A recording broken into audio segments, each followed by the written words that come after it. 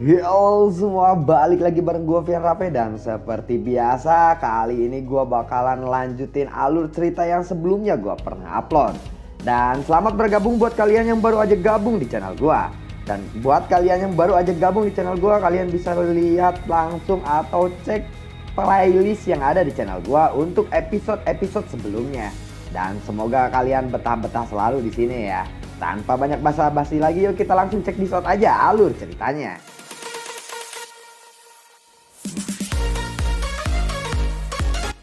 Di episode sebelumnya, Xiaoyan yang memerintahkan Yunyun untuk membubarkan sekte Mystic Cloud dalam waktu 1 bulan. Saat ini Nalayanran lalu berkata kepada Yunyun, "Guru, apalagi yang akan kita rencanakan saat ini?" Ucap Nalayanran kepada Yunyun. "Ya, apalagi yang bisa kita lakukan selain hanya menuruti perintah dari Xiaoyan?" Ucap dari Yunyun. "Beritahu semua murid dari sekte Mystic Cloud mereka harus pergi secepat mungkin dalam waktu 1 bulan. Beri mereka semua uang ketika mereka pergi. Mereka harus memiliki kemampuan untuk mencari nafkah sendiri kali ini," ucap dari Yunyun. Lalu setelah itu, singkat cerita pada saat ini, sementara itu peristiwa yang terjadi di dalam sekte Mystic Cloud telah menyebar ke setiap sudut kekaisaran Jiama dalam beberapa hari ini. Sekte Mystic Cloud resmi dibubarkan dan klan Xiao tidak perlu lagi bersembunyi, dan markasnya pun telah dipindahkan ke tengah-tengah ibu kota. Setelah beberapa hari, Xiaoyan baru keluar dari tempat pemulihannya.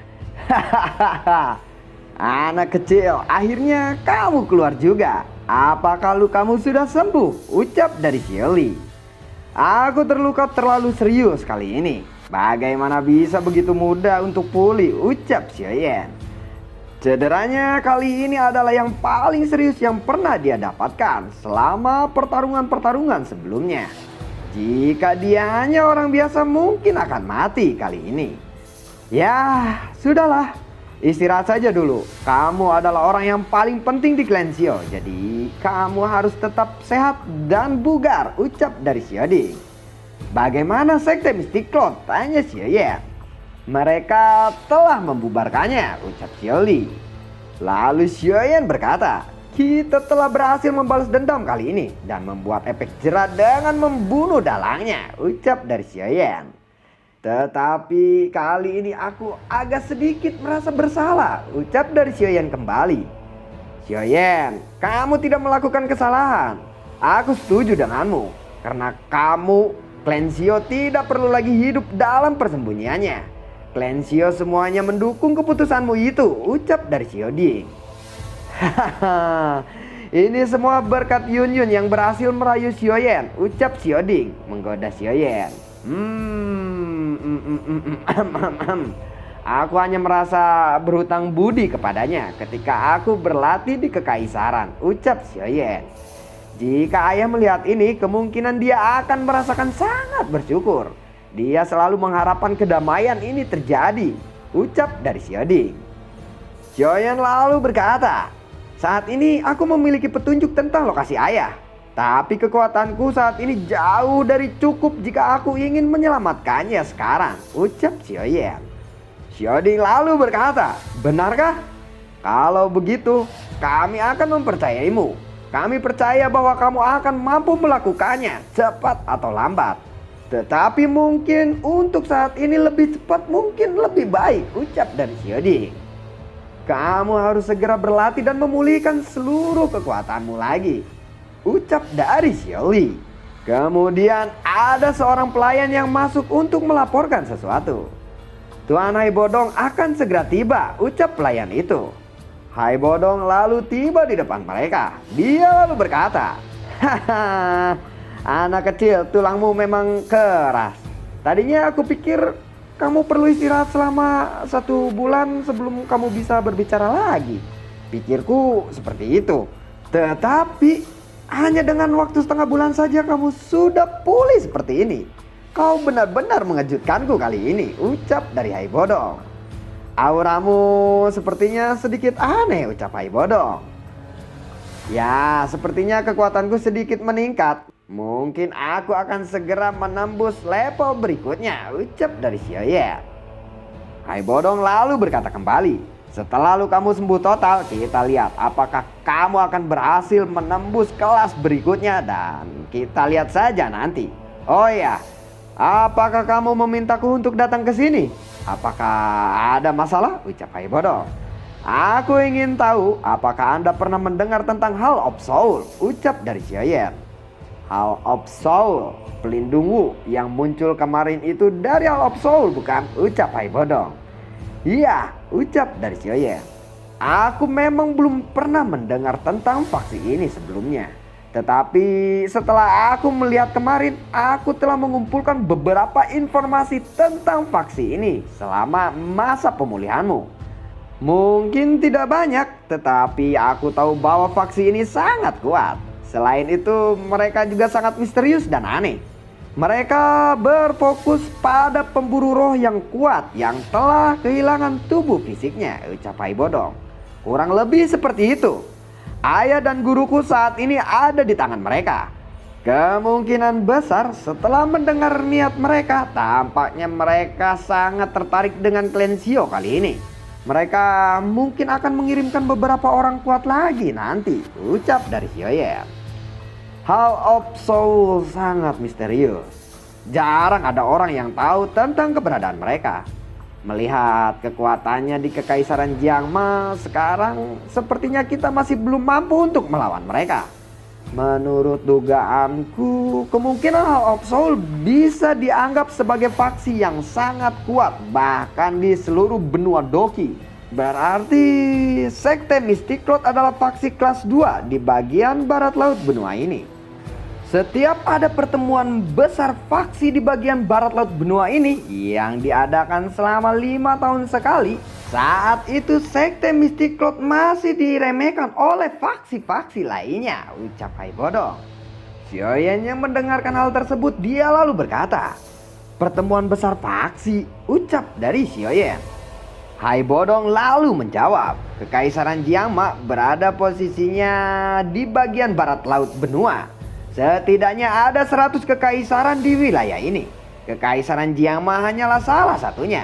Ada beberapa faksi dengan kekuatan yang cukup besar di setiap kekaisaran. Pertemuan besar faksi ini dilakukan oleh beberapa faksi terkuat di wilayah barat laut. Beberapa orang dengan ambisi besar ingin menyatukan semua faksi di wilayah barat laut ini agar menjadi kekuatan yang lebih besar yang sebanding dengan faksi-faksi teratas di benua Doki ini. Tetapi belum ada yang mampu untuk mencapai ambisi besar ini sampai saat ini. Area barat laut ini terlalu luas dengan banyak faksi di dalamnya. Hubungan mereka semua sangat rumit. Lebih mudah diucapkan daripada dilakukan untuk menyatukan mereka.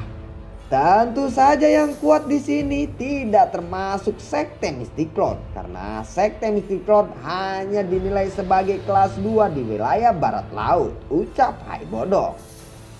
Bentar. Sekte Mystic Cloud yang ditakuti di Kekaisaran Jiangma itu masih kelas 2 cuy. Di benua barat laut ini. Ya ampun, masih kelas 2 dan masih diremehkan gitu. Dianggap biasa-biasa aja. Itu kemarin Xiaoyan sampai nyatu-nyatuin buat ngelawan Sekte Mystic Cloud. Sekte Mystic Cloud masih belum apa. Ada apa? Ampun. Oke, lanjut. Wajah Xiaoyan yang tercengang saat mendengar informasi yang belum pernah dia dengar sebelumnya. Dia menyangka Sekte Mystic Cloud hanya dianggap faksi sepele di wilayah barat laut. Astagfirullahaladzim. Ya begitu. Gua aja kaget, anjir, itu Sekte Mystic Cloud tuh masih ecek-ecek. Astagfirullah. Istighfar mulu jadinya gua. Hai Bodong lalu menjelaskan kembali, apakah kau ingat dengan 2 ahli Do Huang yang kita temui di klanmu? Itu adalah dari faksi Sky Span Mansion. Sky Span Mansion adalah faksi kelas 1 di wilayah barat laut ini. Kekuatan mereka jauh melampaui dari Sekte Mystic Cloud saat itu. Mereka bahkan hampir mengalahkan kepala sekte publik dan menjadi penguasa wilayah barat laut, ucap dari Hai Bodong. Xiaoyan yang mendengar ini dia lalu terkejut mendengarnya. Sky Span Mansion. Dia mengingat dua ahli misterius yang dia temui ketika dia pergi ke klanmu untuk menyelamatkan King Lin saat itu. Dia tidak menyangka bahwa faksi itu sebenarnya lebih kuat dari sekte Mystic Cloud. Hai Bodong lalu berkata kembali, Sky Span Mansion berada di dalam Sky Span Empire yang terletak di tengah wilayah barat laut. Sekarang sekte Mystic Cloud telah dibubarkan. Jadi kekaisaran Jiangma mungkin akan bisa ditaklukkan oleh mereka, ucap dari Hai Bodong. Apa maksud dari kata-katamu itu Hai Tua, ucap dari Xiaoyan. Hai Bodong lalu menjawab, hei anak kecil, Hall of Soul memang tertarik kepada klan Xiaomu. Tetapi tidak mungkin bagimu untuk membuat semua orang di klanmu menyembunyikan nama mereka. Dan menyembunyikan diri mereka di pegunungan yang dalam, bukan? Karena kalian tidak dapat menyembunyikan nama, akan sangat sulit melindungi klanmu dengan baik. Karena kamu membutuhkan faksi yang cukup kuat untuk hal itu, ucap Hai Bodong. Hai Bodong lalu berkata kembali, ini mungkin adalah kesempatan terbaikmu sekarang. Jika kamu bisa mengembangkan dan dapat masuk di antara yang terkuat di wilayah barat laut, tidak mungkin bagi Hall of Soul untuk memburu anggota klan Xiao. Apalagi jika kamu bisa menjadi penguasa wilayah barat laut. Hall of Soul akan takut karena itu. Akan sangat memakan waktu jika kamu sendiri mencari ayah dan gurumu di benua yang luas ini. Jadi kamu harus membuat faksi yang kuat dan besar, ucap Hai Bodong. Kata-kata Anda memang masuk akal. Tetapi sifatku tidak cocok jika harus membentuk faksi. Itu akan mengganggu perhatianku, ucap Xiaoyan. Hai Bodong lalu berkata lagi, ada beberapa hal yang tidak perlu kamu lakukan sendiri. Aku yakin suatu saat nanti akan ada orang yang cocok untuk membantumu mengelolanya. Ketika itu, kamu akan bisa berlatih dengan tenang, ucap Hai Bodong. Mengingat reputasimu saat ini, di dalam kekaisaran Jiangma akan ada banyak ahli yang datang untuk kolaborasi denganmu, ucap Hai Bodong lagi. Kalau begitu tolong bantu aku menghubungi ketua Fama dan beberapa ketua klan besar lainnya. Setelah aku benar-benar pulih, ini juga saatnya kekaisaran Jiangma berubah menjadi lebih baik lagi, ucap dari Xiaoyan. Saat ini lalu diskusi di antara mereka pun selesai. Singkat cerita lagi, setelah beberapa waktu berlalu, Jia Qintia dan Putri Yaoye sedang duduk dan berbincang di aula di dalam kota kekaisaran Jiangma. Yaoye lalu berkata, Yun Yun telah memecat semua murid dari sekte Mystic Cloud. Sekte Mystic Cloud ini sudah menjadi sejarah dalam kekaisaran Jiangma saat ini, ucap Yaoye. Jia Qintia lalu menjawab, meskipun kita telah menyingkirkan sekte Mystic Cloud kali ini, masih ada singa yang lebih perkasa dan lebih kuat, yang lebih muda pula telah tiba. Biarkan waktu yang menjawabnya. Aku ingin tahu apakah ini berkah atau kutukan bagi keluarga kekaisaran Jiangma, ucap dari Jia Qintia. Yaoye lalu berkata, ya, itu karena kita tidak punya pilihan lain. Tidak mungkin bagi kita untuk menggulingkan sekte Mystic Cloud hanya dengan kekuatan yang kita miliki. Semua orang menyadari ambisi liar dari sekte Mystic Cloud. Jika kita membiarkan mereka terus berkembang, mereka pasti akan bertindak melawan keluarga kekaisaran. Aku khawatir Yun San memusnahkan semua orang di dalam keluarga kekaisaran saat itu terjadi, ucap dari Yaoye. Aku telah menerima kabar bahwa Xiaoyan memiliki niat untuk membentuk faksi di dalam kekaisaran. Kita tidak tahu apakah ini akan menjadi seperti sekte Mystic Cloud atau tidak. Apa yang harus kita lakukan tentang ini, ucap dari Jia Qintia. Kekuatan Xiaoyan saat ini lebih dari sekte Mystic Cloud. Jika kita bermusuhan dengannya, kemungkinan kita semua akan berakhir. Itu sama saja bunuh diri, ucap Yaoye.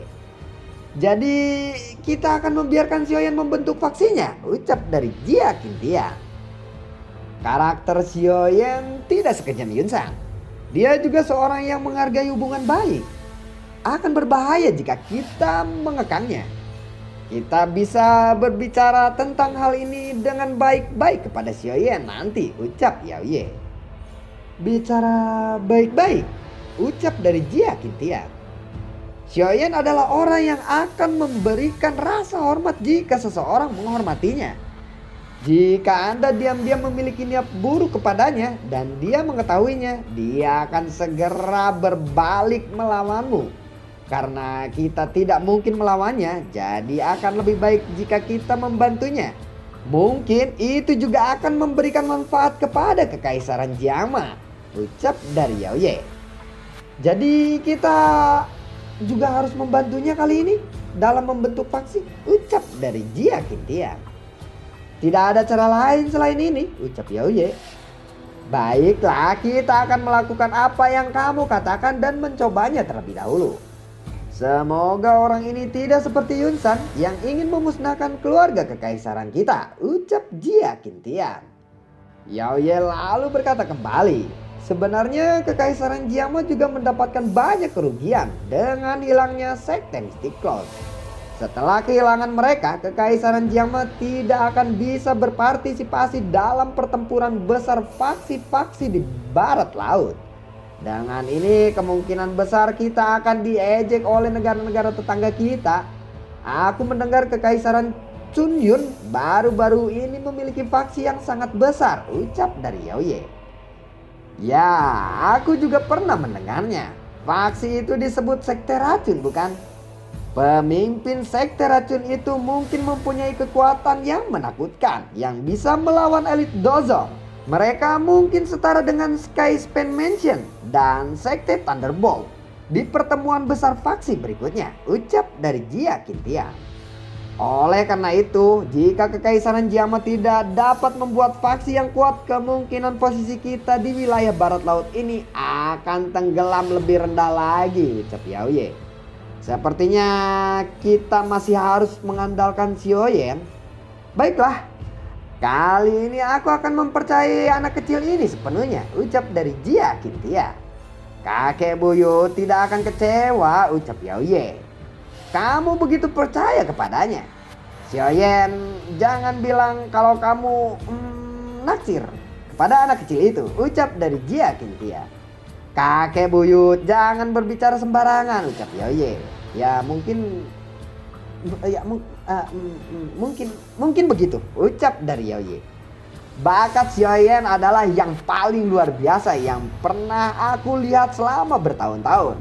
Penampilannya juga cukup baik. Karakternya dingin dan keras, tetapi dia sangat menghargai hubungan.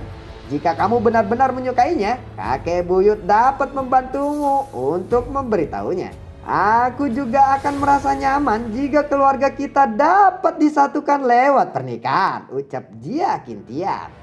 Yao Ye lalu berkata, lupakan saja kakek.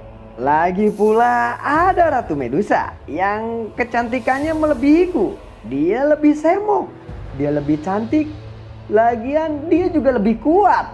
Dia tidak mungkin mau menerimaku, ucap dari Yao Ye. Baiklah, kalau kamu tidak mau, aku tidak akan melakukan itu. Sekarang kamu harus mengirim lebih banyak mata-mata untuk menyelidiki sekte racun dari Kekaisaran Chongyun, ucap dari Jia Qintian. Lalu bagaimanakah kelanjutan ceritanya? Lalu bagaimanakah dengan sekte racun dan Thunderbolt? Nantikan konten gua berikutnya dan kita lihat bagaimana keseruan dari kelanjutan cerita ini.